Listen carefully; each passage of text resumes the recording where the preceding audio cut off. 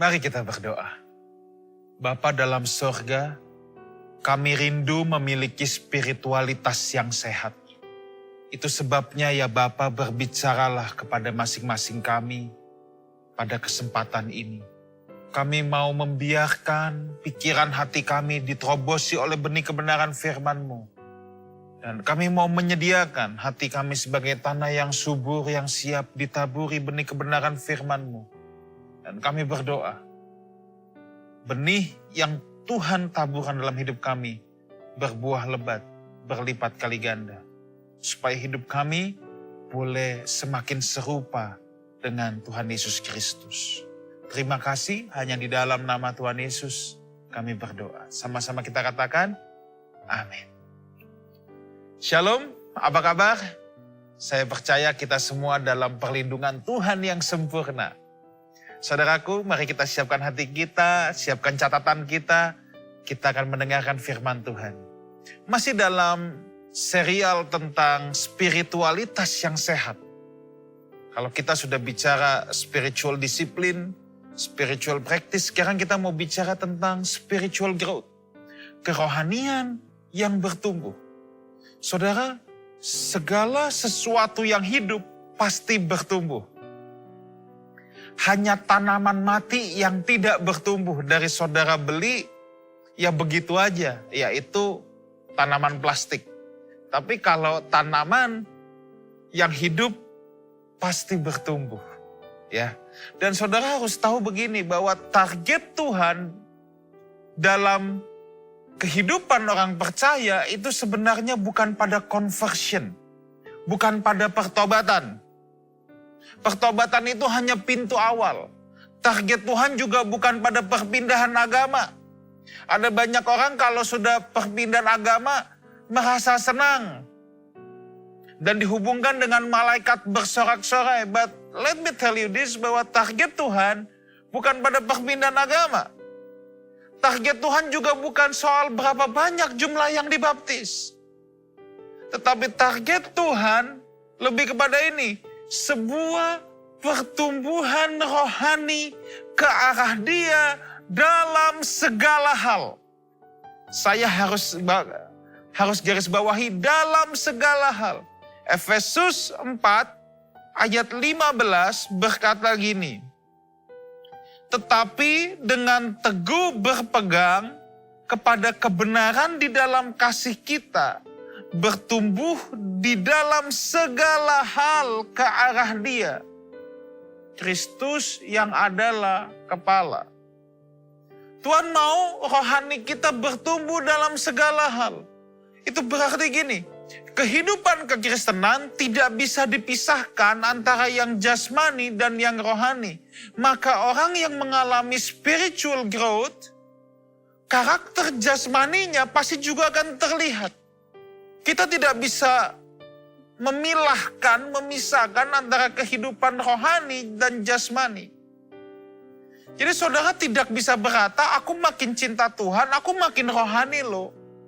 Tapi sementara kelakuan kita yang dirasakan oleh orang lain, kok orang ini makin bengis. Kok orang ini makin tidak bersahabat. Sementara kita bilang, aku semakin rohani, itu tidak mungkin. Jadi Tuhan mau dalam segala hal. Bukan hanya pengetahuan firman doang yang kita bertambah. Tapi dalam segala hal, dalam karakter, dalam etos kerja kita, semua bertumbuh secara seimbang. Dalam bagaimana kita berinteraksi dengan sesama, dengan keluarga, semua bertumbuh secara seimbang. Inilah yang dimaksud dalam segala hal ke arah Dia. Sebab ada banyak orang Kristen yang tidak seimbang. Dalam keluarga tidak semakin harmonis, tetapi mengakunya, aku semakin serupa dengan Kristus. Ini tidak dalam segala hal loh. Tapi yang Tuhan inginkan, pertumbuhan ini dalam segala hal. Jadi semua, kalau kerohanian kita bertumbuh secara proporsional, maka dalam pekerjaan pun kita pasti bertumbuh. Saya tidak sedang bicara tentang harta. Tentang berkat materi itu hanya bonus. Tetapi orang yang bertumbuh kerohaniannya, etos kerjanya pun berubah. Dulu tidak bertanggung jawab, sekarang jadi bertanggung jawab. Dulu males-malesan di tempat kerja, sekarang tidak males-malesan di tempat kerja. Kan kita tidak bisa bilang, aku makin rohani, tapi aku kalau kerja belajing terus. Hello? This is not right. Ada yang salah dengan kekristenan kalau seperti itu. Tuhan menginginkan kita grow up, bukan sekedar grow old. Catat nih baik-baik. Tuhan menginginkan kita grow up, bertumbuh. Bukan sekedar grow old, menjadi tua. Sebab memang menjadi tua itu pasti, tetapi menjadi dewasa itu pilihan. Kalau cuma untuk menjadi tua, seperti yang saya sudah katakan, kita bisa mengurung diri kita di kamar, sambil makan bakmi tiap hari, pakai telur mata sapi, jadi tua juga. Tapi untuk menjadi dewasa itu butuh keputusan-keputusan. Nah itu sebabnya untuk dapat bertumbuh dewasa, sedikitnya ada 4 hal penting yang perlu kita perhatikan. Untuk kita bertumbuh dewasa ada 4 hal penting yang harus kita perhatikan. Sebab ingat, bertumbuh menjadi dewasa adalah sebuah pilihan, adalah sebuah keputusan. Itu sebabnya ini bukan hal yang otomatis, maka kita harus perhatikan. Yang pertama adalah gini, memiliki akar yang kuat. Memiliki akar yang kuat. Tanpa memiliki akar yang kuat, pertumbuhan kita tidak akan pernah bisa sehat. Ingat dalam perumpamaan tentang seorang penabur yang bulan lalu saya bagikan. Ada jenis yang kedua, yaitu yang di tanah berbatu-batu. Itu bukan tanahnya banyak batu, bukan. Jadi di tanah Israel zaman dulu, saya ulangi sedikit, tanahnya itu cetek. Dan di bawahnya itu batu-batu-batu. Jadi akar itu tidak bisa ke dalam karena terhalang oleh batu. Itulah sebabnya benih itu tidak bisa masuk sampai ke dalam. Benih itu hanya penetrasi tanah sedikit terus mentok sama batu. Sehingga apa yang terjadi ketika ada goncangan, ketika ada badai, ketika ada angin kencang, tanaman itu bisa terbang dan terangkat. Karena tidak memiliki akar yang kuat. Pertumbuhan yang tidak memiliki akar yang kuat, saya khawatir itu bukan pertumbuhan, hanya pembengkakan. Bengkak dengan bertumbuh itu 2 hal yang beda. Kalau bertumbuh itu harus punya akar yang ngedrill ke dalam, yang kuat, yang kokoh. Sehingga ketika tantangan datang, ketika badai datang, ketika penderitaan datang, ketika pencobaan datang, iman kita, kehidupan kerohanian kita tidak ikut tercabut. Nah, dasar dari pertumbuhan, mau tidak mau, saudara harus kuat dalam kebenaran firman.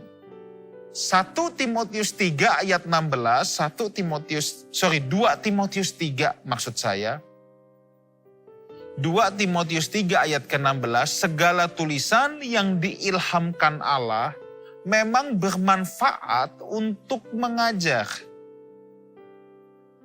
menyatakan kesalahan, memperbaiki kelakuan, dan untuk mendidik orang dalam kebenaran. Apa itu tulisan yang diilhamkan Allah? Ya firman Allah. Bermanfaat untuk mengajar. Kalau kita tidak mau diajar, maka kita tidak bisa. Kita harus memiliki akar yang kuat dalam kebenaran, kita harus mau diajar, saudaraku.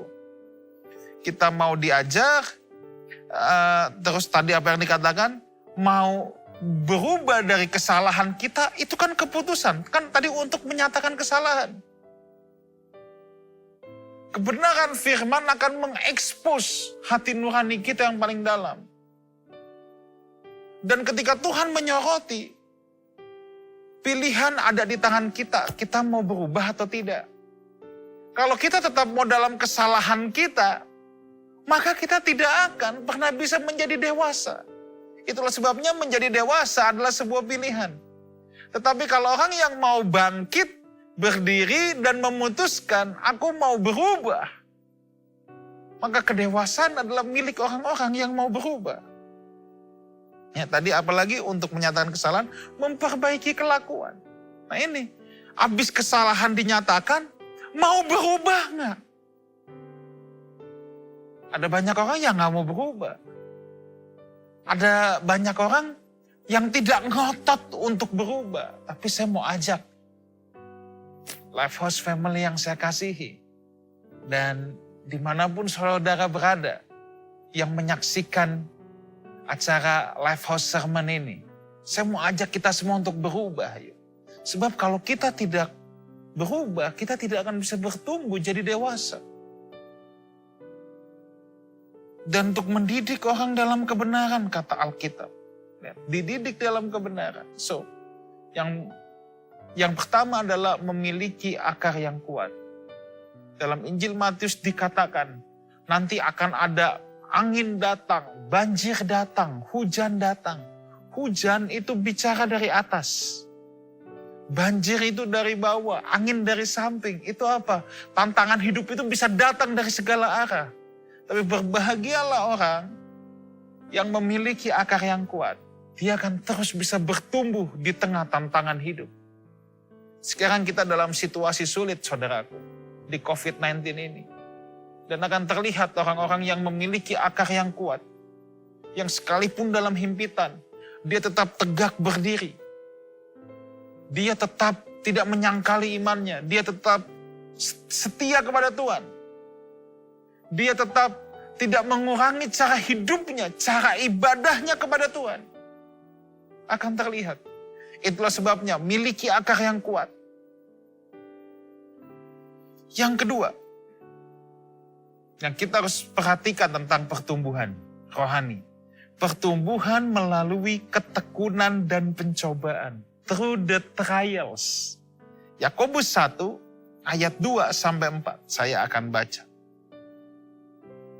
Saudara-saudaraku, anggaplah sebagai suatu kebahagiaan apabila kamu jatuh ke dalam berbagai-bagai pencobaan. Sebab kamu tahu bahwa ujian terhadap imanmu itu menghasilkan ketekunan. Dan biarkanlah ketekunan itu memperoleh buah yang matang. Supaya apa? Supaya kamu menjadi sempurna dan utuh, kamu menjadi bertumbuh dan tak kekurangan suatu apapun. Yang menarik di sini, Yakobus mengawali dengan anggaplah sebagai suatu kebahagiaan. Saudara, tidak ada pencobaan yang enteng. Tidak ada pencobaan yang bikin kita nyengir-nyengir kuda, saudara. Namanya juga pencobaan. Pasti membuat kita susah hati. Tapi penulis kitab Yakobus berkata, anggaplah suatu kebahagiaan. Di sini penulis kitab Yakobus sedang menasihati jemaat Tuhan untuk switch the mind. Switching the mind, makanya anggaplah suatu kebahagiaan. Aslinya sih kagak bahagia. Loh iya dong, makanya disuruh anggaplah. Ya nggak ada orang yang dapat pencobaan sebenarnya berbahagia. Tetapi sekarang kita dipaksa switch our mind. Ketika pencobaan, trials, ujian dalam hidup kita itu datang, kita harus berbahagia. Sebab rupanya, the trials ini, pencobaan ini adalah ajang supaya kita bertumbuh. Ajang supaya kita bisa bertumbuh, saudara. Jangan takut dengan ujian. Orang yang gak pernah ujian gak akan pernah naik kelas. Takut sama ujian, aku gak mau ikut ujian. Nah, kalau masih sekolah atau kuliah, gak mau ikut ujian. Ya gak apa-apa, ngulang lagi tahun selanjutnya. Itulah sebabnya penulis kitab Yakobus berkata, anggaplah suatu kebahagiaan. Artinya apa? Saya tahu ini gak enak, saya tahu ini susah. Tapi ya udah anggap aja kebahagiaan.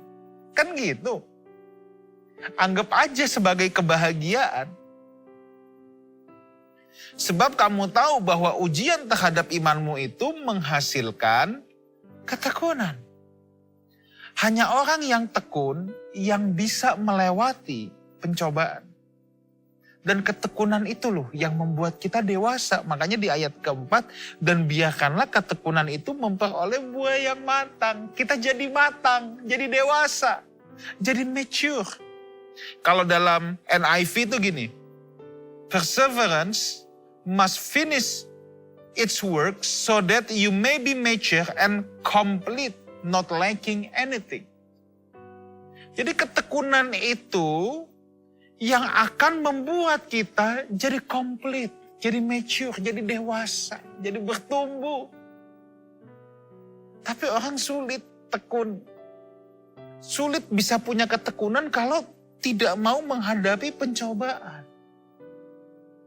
Sebab ketekunan kalau menurut kitab Yakobus, ujian terhadap iman itu loh yang menghasilkan ketekunan. Sebenarnya kita nggak usah takut apa yang namanya ujian. Kenapa saudara? Yang namanya ujian sebetulnya kita sudah tahu jawabannya. Oh ya? Seperti di sekolah, anak SD kelas 6 ya dikasih ujian anak kelas 6. Nggak mungkin dikasih ujian anak SMP. Pasti gurunya kasih ujian apa yang sudah pernah dipelajari. Persoalannya kan gurunya nggak mungkin kasih ujian apa yang nggak pernah dipelajari.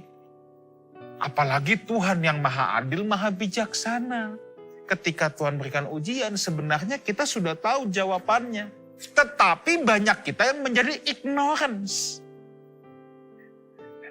Kita menjadi ignorance, itu persoalannya. Kalau ada anak yang nggak bisa menjawab ujian itu bukan karena nggak pernah diajarin. Tapi lebih kepada dia bisa lupa, bisa ignorance, bisa nggak belajar, bisa banyak faktornya. Tapi sebenarnya itu sudah pernah diberitahu. Nah itulah sebabnya saudara harus terus berkoneksi dengan Tuhan, memiliki hubungan dengan Tuhan. Saudara harus terus kokoh dalam kebenaran, terus mengulang-ulang apa yang saudara telah pelajari, supaya ketika ujian itu datang, itu bukan jadi momok yang menakutkan buat kita. Again, ujian, pencobaan tidak ada yang enak. Saya harus akui itu. Tetapi kita tidak boleh menghindari itu. Sebab itulah yang membuat kita naik kelas, itu yang membuat kita bertumbuh. Dan kabar gembiranya, Tuhan berkata gini, melalui Rasul Paulus, pencobaan yang kamu alami adalah pencobaan yang biasa, yang tidak melampaui kekuatanmu. Jadi Tuhan tahu kalau orang nge-gym,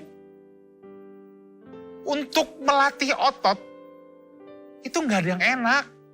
Percaya saya, enakan makan bakpao pasti. Makan barbel tuh nggak enak. Tapi mau nggak mau. Dan itu harus ditambah dulu. Pertama 5 kilo atau 4 kilo. Nanti makin lama harus ditambah. Kalau dia mau ototnya bertumbuh harus ditambah 6 kilo, 7 kilo. Ya kapasitasnya semakin tinggi, maka beratnya semakin nambah. Nggak bisa. Kalau kapasitas sudah 15 kilo tetap enggak, aku cuma mau yang 5 kilo. Ya nggak bisa berkembang. Nggak bisa bertumbuh. Jadi saudara harus bersyukur kalau ujian yang saudara alami adalah yang berat. Berarti kapasitas saudara juga berat. Itulah sebabnya Tuhan mengizinkan yang berat yang terjadi. Dan kalau saudara alami itu, kata Alkitab begini, anggaplah sebuah kebahagiaan. Tapi gimana pastor, aku mau bahagia? Ya udah, anggap aja. Seperti kata Yakobus. Sebab penderitaan membuat kita bertumbuh. Yang ketiga, pertumbuhan membutuhkan inisiatif. Pertumbuhan membutuhkan inisiatif. Karena kedewasaan itu sebuah pilihan, itu butuh inisiatif dari kita. Tadi kita udah sepakat bahwa kedewasaan memerlukan keputusan untuk memilih menjadi dewasa. Memang Allah yang memberikan pertumbuhan. Nanti di poin keempat saya mau ulas ini lebih komplit. Tetapi kita harus memutuskan untuk menjadi tanah yang mau disirami dan ditanam oleh Tuhan. Kita yang harus berinisiatif menjadi tanah yang baik. Itu sebabnya ada banyak orang yang dengar firman yang sama, outcome-nya tuh bisa beda-beda. Itu semua tergantung inisiatifnya. Kalau tadi kita baca di 2 Timotius 3 ayat 16, segala tulisan yang diilhamkan Allah memang bermanfaat untuk mengajar. Ada orang yang inisiatif mau belajar. Tapi ada orang juga yang gak pernah mau belajar. Dia gak punya inisiatif untuk mau belajar. Bahkan pelajaran kurikulum sudah diberikan pun dia cuek bebek saja. Nah, pertumbuhan itu membutuhkan inisiatif. Amati semua peristiwa yang terjadi dalam hidup kita. Amati dengan baik, amati dengan cermat. Kurikulum apa, pelajaran apa yang Tuhan sedang berikan. Jangan sampai kita dapat persoalannya, kita dapat trialsnya, kita dapat ujiannya, tapi kita nggak pernah tahu pelajarannya. Kesulitan hidup bisa dua hal. Yang pertama karena kesalahan kita sendiri. Kalau karena kesalahan kita sendiri, bertobat. Bertobat. Berbalik dari jalan-jalan yang salah. Tetapi kadangkala kita sudah bikin yang benar. Kita udah berusaha tidak bikin salah, tapi tetap juga datang. Yang namanya pencobaan ujian, karena memang pasti datang, sebab Tuhan mau kita bertumbuh. Saudara bikin baik pun, pencobaan itu pasti datang. Because God wants us grow up, not just grow old. Grow old itu pasti. Nah, untuk yang satu ini, kita jangan bilang, kalau gitu mungkin aku bikin salah aja. Oh, jangan. Saudara justru nggak akan bisa bertumbuh kalau sengaja bikin salah. Tapi yang benar adalah kita harus berinisiatif. Ketika kita udah berusaha hidup benar, hidup di kaki Tuhan, hidup sesuai dengan apa yang Tuhan firmankan. Ketika kesulitan itu datang yang akan merangsang pencobaan, kita harus berinisiatif. Mencari apa nih yang Tuhan mau belajar. Apa yang Tuhan mau aku pelajari. Aku mau naik kelas lagi. Kurikulum apa nih yang aku harus lahap sekarang. Nah, ini penting saudara ya. Ini penting. Ketika orang mendengarkan firman Tuhan, dengan sikap hati yang beda, dengan inisiatif yang beda, si A sama si B gitu, bisa sama-sama datang ke gereja. Yang satu bisa berkata, aku diberkati oleh kebenaran firman Tuhan. Firman Tuhan ini tadi menegur saya, memberikan saya inspirasi. Tapi mungkin si B yang nyanyi lagu yang sama, duduk di kursi yang sama, sound systemnya juga sama, semuanya sama. Tapi mungkin si B bisa berkata, gua gak dapat apa-apa. Apa yang membedakan? Inisiatifnya yang membedakan. Ada yang inisiatif menjadi reseptif terhadap firman Tuhan, menjadi lapar dan haus, ya, menjadi inisiatif memburu Tuhan. Ada yang cuek bebek, cuek baby. Mencari kebenaran harus seperti mencari harta karun, saudaraku. Kita bisa tekun cari nafkah, itu bagus. Untuk cari nafkah kita bisa berinisiatif, kita bisa berkreasi. Kalau saudara mau punya pertumbuhan rohani yang sehat, yang jos, untuk mencari kebenaran, saudara juga harus berinisiatif. Lebih getol dari sekedar mencari harta karun. Amati semua peristiwa hidup kita. Cari tahu apa yang sedang Tuhan ajarkan. Yang keempat, yang terakhir, pertumbuhan membutuhkan proses. Saya harus agak detail di sini. Jadi tadi yang pertama, pertumbuhan harus memiliki akar yang kuat supaya bukan pembengkakan tapi pertumbuhan. Yang kedua, pertumbuhan membutuhkan pencobaan, membutuhkan ujian. Yang ketiga tadi pertumbuhan membutuhkan inisiatif. Yang keempat ini sangat penting. Pertumbuhan membutuhkan proses. Markus pasal yang keempat, ayat 26 sampai 28.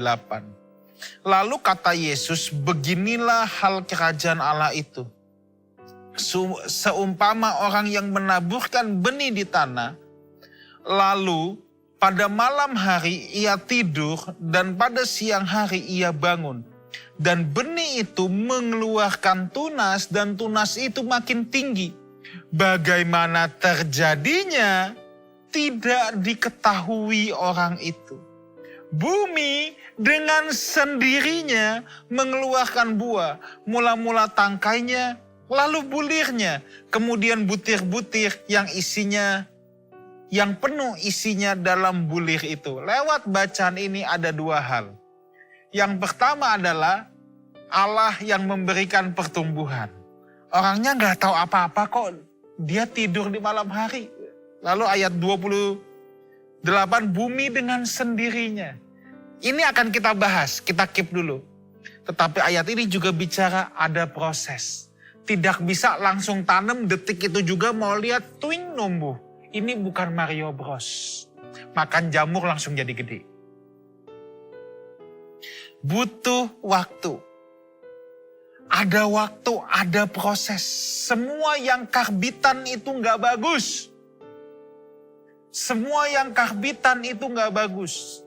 Itu sebabnya saya juga memastikan orang-orang hamba-hamba Tuhan yang mengisi kebenaran firman di Lifehouse Jakarta nggak boleh yang karbitan.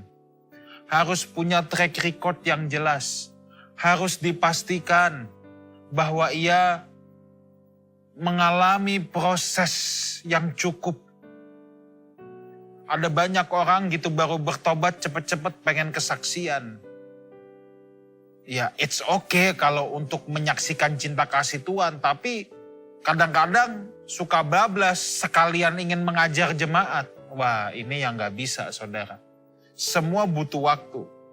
Ya, Paulus aja setelah bertobat, saudara pikir Paulus langsung khotbah? Enggak. Paulus itu ahli biblical perjanjian lama loh. Dia tuh ahli kitab-kitab PL, ahli dalam hukum-hukum Taurat, ahli dalam kitab para nabi. Setelah Paulus bertobat, apakah dia langsung pergi misi? Tidak. Alkitab dalam kitab Galatia bilang dia ke tanah Arab dulu 3 tahun. Mengalami proses penyesuaian. Baru dia balik lagi ke Damsyik. Langsung kucuk-kucuk berangkat misi? Belum. Setelah 3 tahun dari tanah Arab, betul Paulus mulai mengajar pelan-pelan, tapi langsung misi? Belum. Dibutuhkan waktu sekitar 11 tahun lagi. Sampai akhirnya Paulus dari Damsyik ke Yerusalem, dari Yerusalem baru berangkat misi. Jadi kurang lebih dari pertobatan Paulus sampai misi pertama aja itu kira-kira 14 tahun. Di sini bukannya berarti saudara habis bertobat harus tunggu 3 tahun dulu. Bukan itu maksud saya. Tetapi ada proses, ada waktu.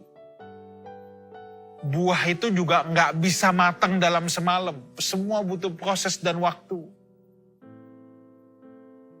Saya pun melihat diri saya, ya saya harus terus bertumbuh.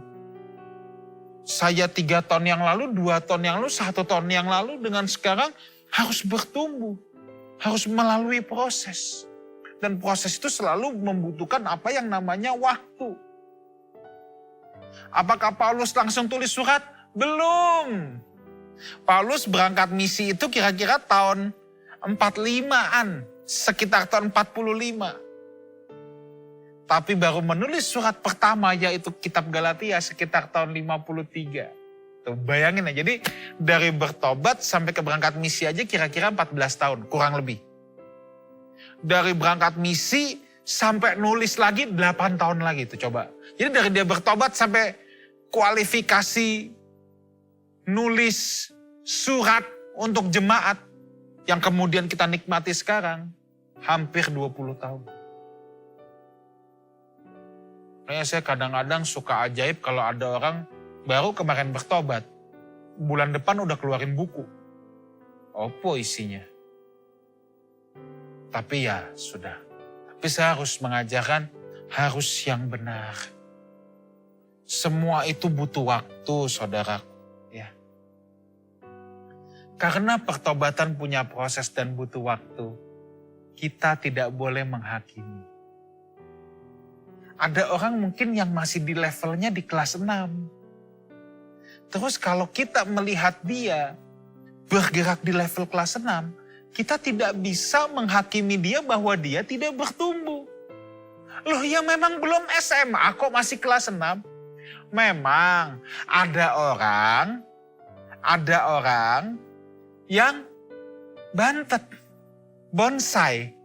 Dari dulu kelas 6 terus, itu yang bermasalah. Ya, jadi kita kita tidak bisa cepat-cepat menghakimi orang tidak bertumbuh. Kita juga harus melihat keseluruhan konteksnya.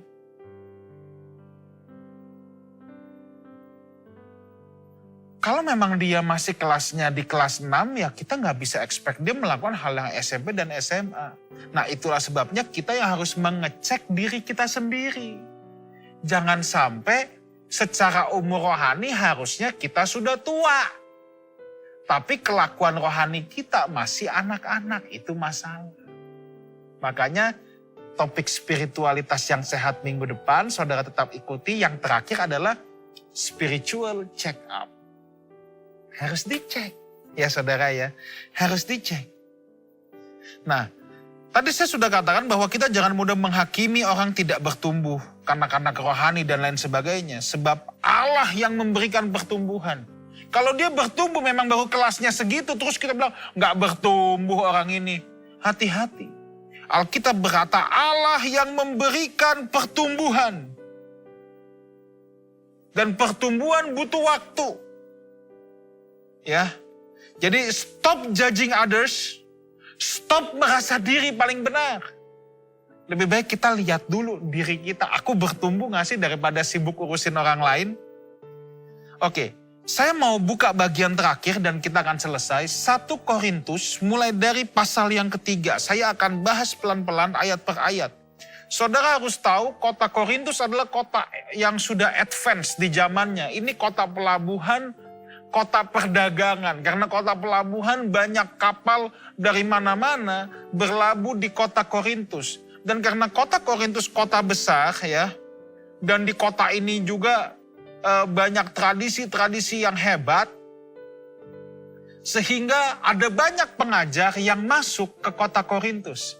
Petrus pernah ke situ. Apolos pernah ke situ. Apolos itu juara debat. Wah, jangan coba debat sama dia. Dia pengajar, guru yang sangat hebat. Paulus juga ke kota Korintus. Jadi di kota Korintus minimal itu ada 4 golongan. Yang pertama golongan Paulus. Ini yang menganggap, pokoknya Paulus. Khotbah yang lain salah. Apolos salah. Petrus salah. Ini memang kondisinya real gitu. Ada golongan Petrus. Yang anggap pokoknya Petrus yang benar. Ada golongan Apolos, pokoknya Apolos yang benar. Ada yang keempat, golongan Kristus. Yang mengaku, ini aku langsung belajar dari Yesus. Enggak usah dari yang lain-lain.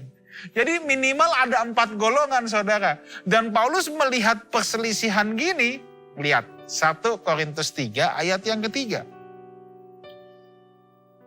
Karena kamu masih manusia duniawi. Sebab jika di antara kamu ada iri hati dan perselisihan, bukankah hal itu menunjukkan bahwa kamu manusia duniawi dan bahwa kamu hidup secara manusiawi? Tanda orang masih duniawi adalah dia masih iri. Dia masih berselisih, ya. Anda boleh klaim Anda berdoa berapa jam sehari. Tetapi itu tidak otomatis menjadikan Anda dewasa rohani. Kalau dalam hidup kita masih banyak iri hati, masih banyak perselisihan, kita nggak bisa bertumbuh. Kita boleh klaim, tapi aku berdoa 4 jam, 5 jam, 1 hari. Ya, itu tidak jaminan, itu masih duniawi. Masih jealous nggak? Ada iri hatinya. Iri hati itu apa? Nggak seneng ngelihat orang lain maju. Nggak seneng ngelihat orang lain dipakai Tuhan juga. Ini terjadi di Korintus. Enggak, saya tidak sedang membicarakan di Jakarta. Ini di Korintus. Kalau kebetulan terjadi di Jakarta, ya saya nggak tahu. Tapi setidaknya kita jadi periksa diri kita nih saudara ya. Ayat yang keempat sekarang. Karena jika yang seorang berkata, lihat nih, aku dari golongan Paulus, dan yang lain berkata, aku dari golongan Apolos. Bukankah hal itu menunjukkan bahwa kamu manusia duniawi, bukan manusia rohani? Jangan mengkotak-kotakan. Jangan bangga gereja A, gereja B. Enggak. Saudara, saya tidak pernah mau merasa, life house yang paling superior. Enggak perlu. Tetapi saudara harus mencari komunitas di mana saudara bisa bertumbuh.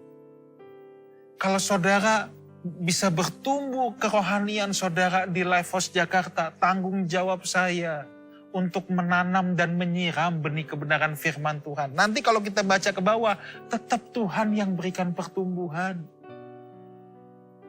Saya tidak bisa pongah dan sombong berkata karena firman saya loh, Anda bertumbuh. Enggak, nanti kita lihat. Ya, kalau saudara nggak cocok di Life House pun, itu belum tentu loh, belum tentu berarti saudara duniawi, belum tentu. Ibaratnya, bunga tulip tumbuh subur di Belanda, ditanam di Cibubur, nggak tumbuh dia. Bukannya berarti tanah di Cibubur itu salah, belum tentu. Ya memang bunganya nggak cocok, cocoknya yang ini di Belanda, bukan di Cibubur. Nanti pasti ada bunga yang cocok di Tangerang, tapi nggak cocok di Belanda. Memang saya mengerti ada banyak faktor, ada orang yang nggak bertumbuh karena memang dasar dari orangnya. Tapi saya ini bicara kalau kondisi normal, kalau kondisi semua baik-baik saja, ya. Ya kan ada orang yang bertumbuh dalam keteduhan dengan Tuhan. Yang diem, dia mau gereja yang tenang. Ada yang lihat tuh, kurang semangat nih, kurang bergairah nih. Ya kan bisa macam-macam saudara ya. Itulah sebabnya target kekristenan itu hanya satu. Ya. Jangan dikotak-kotakan, target kekristenan gereja apapun itu cuma satu, menjadi seperti Kristus. Kalau targetnya tidak menjadi seperti Kristus atau bertumbuh dalam segala hal ke arah Dia, itu yang jadi masalah. Ya, soal warna bentuk ya itu terserah. Carilah wadah yang cocok. Yang penting wadah di mana saudara bertumbuh. Kalau saudara di Life House, pastikan saudara semakin seperti Tuhan Yesus, bukan semakin seperti dunia ini. Itu aja. Kalau yang kita harus pastikan. Ayat yang kelima sekarang. Jadi apakah Apolos, apakah Paulus pelayan-pelayan Tuhan yang olehnya kamu menjadi percaya? Masing-masing menurut jalan yang diberikan Tuhan kepadanya. Jangan merasa diri paling benar. Makanya Paulus bilang, apakah Apolos, apakah Paulus?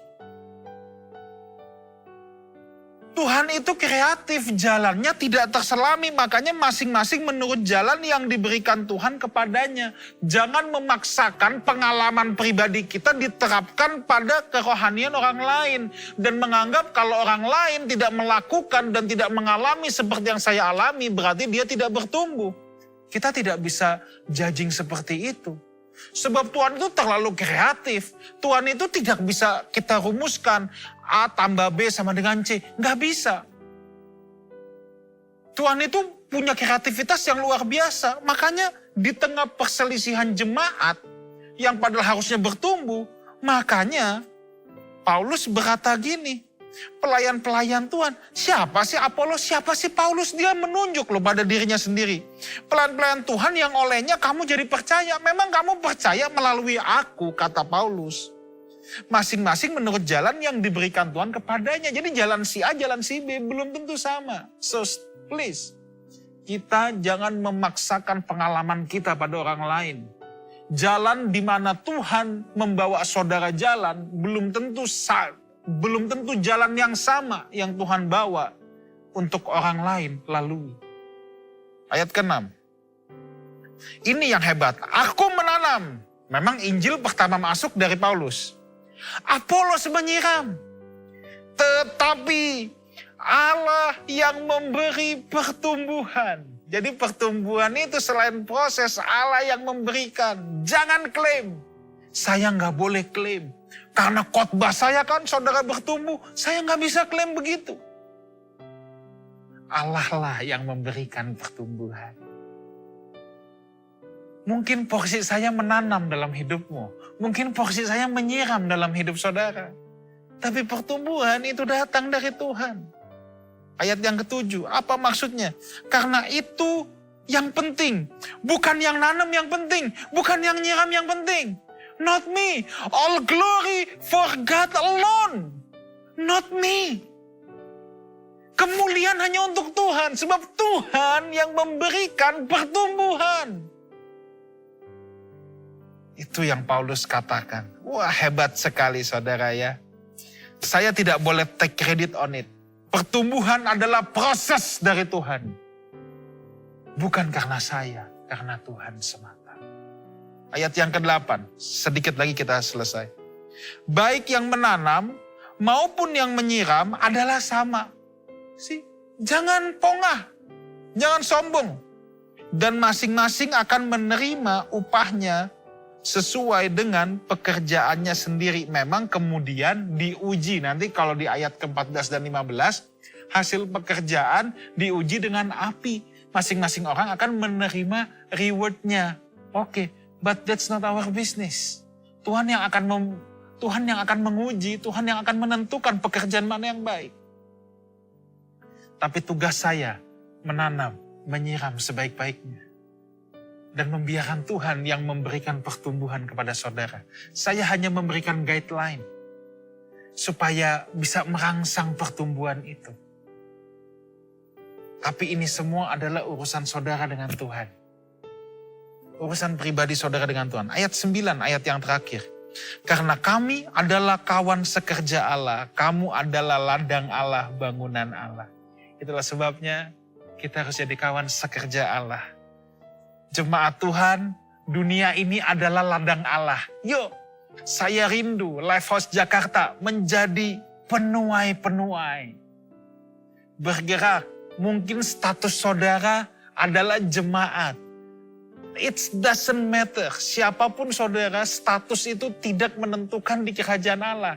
Yang penting saudara bisa melihat dunia ini sebagai ladang Allah dan saudara sebagai penuainya. Dan bangunan Allah yang harus dibangun. Bangunlah kehidupanmu, bangunlah spiritualitasmu. Sebab saudara adalah bangunan Allah yang harus dibangun. Tuhan memberkati kita semua. Haleluya. Amin. Mari kita berdoa. Bapa dalam sorga, hamba-Mu terbatas dalam berkata-kata. Hamba-Mu berhenti berbicara. Hamba-Mu menunaikan tugas hamba-Mu. Menanam, menyiram. Dan pertumbuhan, hamba-Mu serahkan dalam tangan Tuhan yang kuat. Terima kasih Bapa. Sekarang angkatlah kedua belah tangan-Mu dan terimalah berkat Tuhan. Kiranya Tuhan menyinari saudara dengan kemuliaan yang ada pada wajahnya. Tuhan memberkati pekerjaan-Mu, Tuhan memberkati keluar masuk-Mu, Tuhan memberkati apapun yang Engkau lakukan, sebab Engkau lakukan itu untuk kemuliaan nama Tuhan.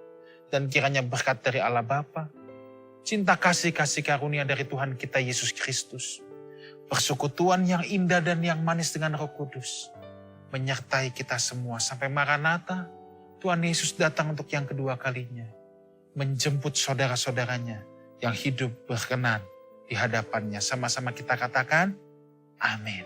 Tuhan memberkati.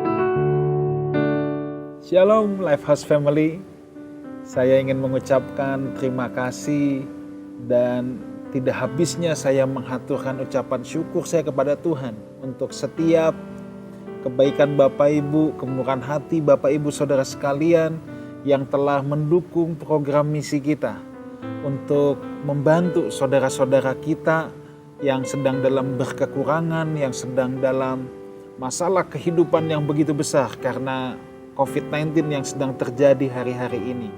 Tetapi saya sangat bersyukur untuk setiap saudara yang telah baik berpartisipasi dalam dana, dalam tenaga, waktu, ide, atau apapun itu. Saya bersyukur atas kebaikan Tuhan.